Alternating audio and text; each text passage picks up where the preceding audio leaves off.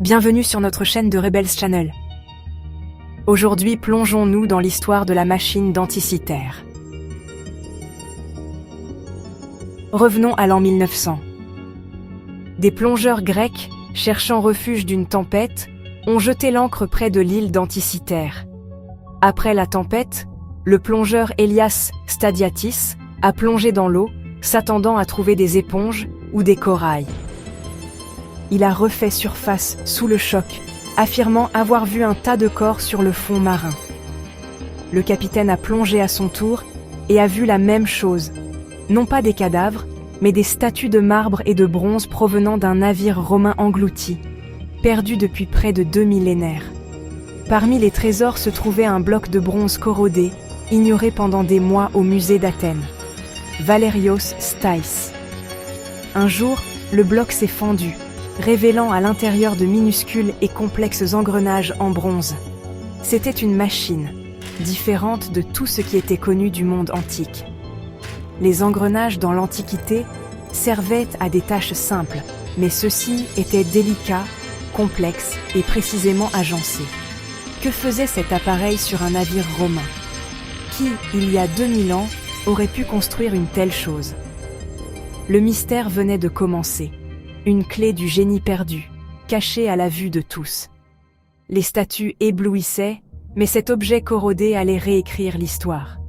C'était le mécanisme denticitaire, le plus ancien ordinateur connu au monde. Le monde antique avait des secrets que nous commencions tout juste à découvrir. L'épave était celle d'un navire de commerce romain, probablement coulé vers 65 avant Jésus-Christ, transportant des trésors du monde hellénistique vers Rome. C'était une époque où la science et l'art grec étaient absorbés par un empire en pleine ascension. Le mécanisme venait de l'ère hellénistique, un âge d'or de la découverte. Alexandrie, Rhodes et Syracuse étaient des centres d'innovation. Des penseurs comme Archimède et Hipparque ont cartographié les étoiles et calculé la taille de la Terre. Pendant des décennies, le mécanisme a été une énigme. Ces engrenages visibles, mais leur but perdu. La technologie semblait impossible pour son époque, si avancée que certains ont même spéculé sur des origines extraterrestres. C'était un fantôme d'un monde perdu, défiant tout ce que nous pensions savoir sur la science antique. À la fin du XXe siècle, la technologie des rayons X a permis aux scientifiques de l'examiner de l'intérieur sans détruire les fragments. Ils ont tracé les engrenages, compté les dents et cartographié les connexions. Lentement, une image a émergé, un calculateur astronomique sophistiqué. Ce n'était pas une arme ou un outil de navigation.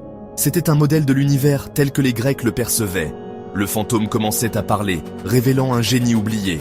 Le mécanisme denticitaire était une fenêtre sur un âge de brillance perdu.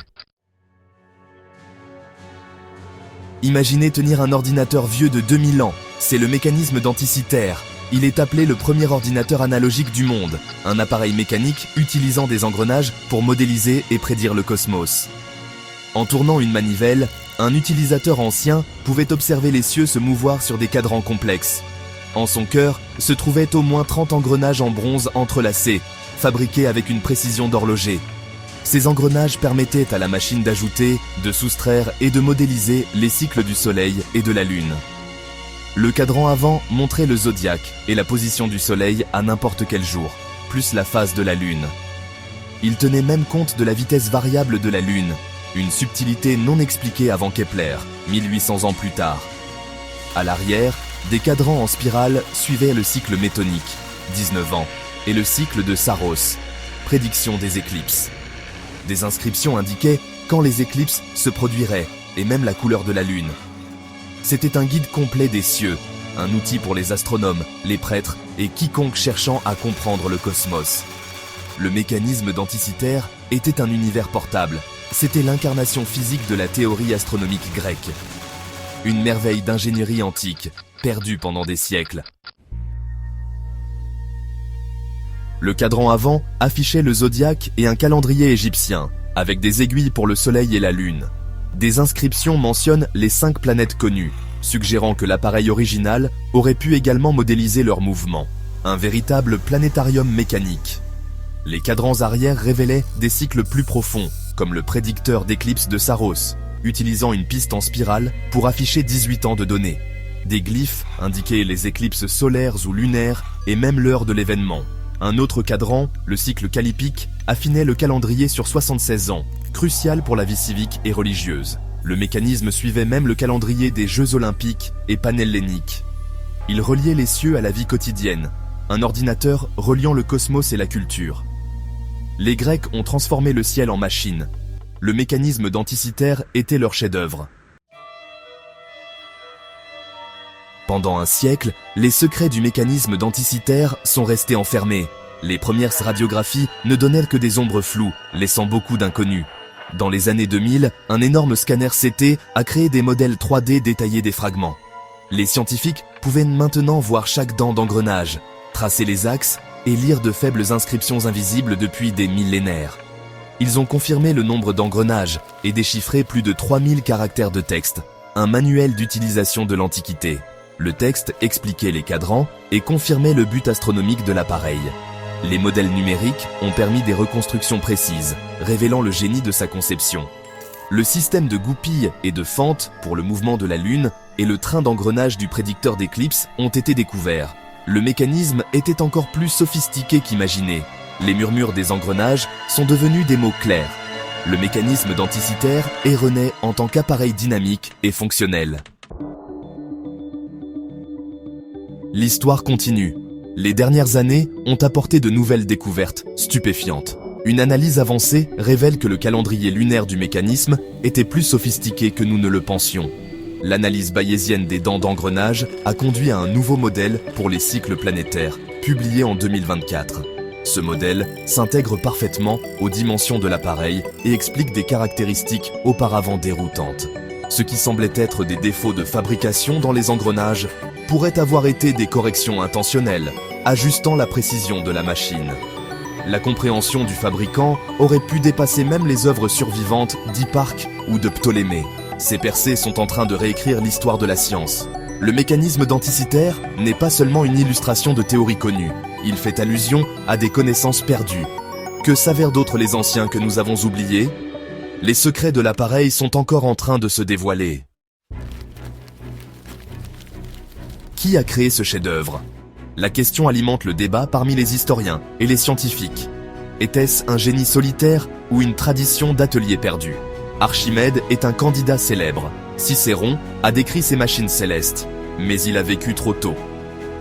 Hipparque de Rhodes, le plus grand astronome antique, a vécu plus près de l'époque du mécanisme, et ses théories sont intégrées à sa conception. La route de l'épave depuis Rhodes renforce l'argument. Ou était-ce le produit d'une école et non d'un seul esprit ? La complexité de l'appareil suggère une tradition, et non une première tentative. Si c'est le cas, le mécanisme d'Anticythère est un survivant solitaire, d'une époque technologique perdue. C'est un fantôme d'une industrie oubliée, faisant allusion à des merveilles encore à découvrir. La recherche de son créateur continue. Le mécanisme d'Anticythère nous force à confronter la réalité de la connaissance perdue. Il brise l'idée d'une histoire comme une ligne droite de progrès. Les civilisations anciennes ont atteint des sommets technologiques, puis les ont perdus pendant plus de 1000 ans. Des engrenages de précision comme ceux-ci n'ont pas réapparu avant l'Europe médiévale. Comment une telle connaissance a-t-elle disparu ? Elle était spécialisée, transmise de maître à apprenti, non largement documentée. Au fur et à mesure que les empires déchangeaient et que les priorités évoluaient, l'expertise fragile s'est estompée. Le bronze était précieux, les machines étaient fondues, et seule la mer a préservé celle-ci. Le mécanisme est un humble rappel, le progrès n'est pas garanti. La connaissance peut disparaître, les civilisations peuvent décliner, et la sagesse peut être oubliée. Nous devons travailler à préserver les réalisations humaines, ou risquer de les perdre à nouveau. Le mécanisme d'Anticythère est à la fois un avertissement et une inspiration. Aujourd'hui, le mécanisme d'Anticythère est la star du musée d'Athènes, un symbole de brillance perdue.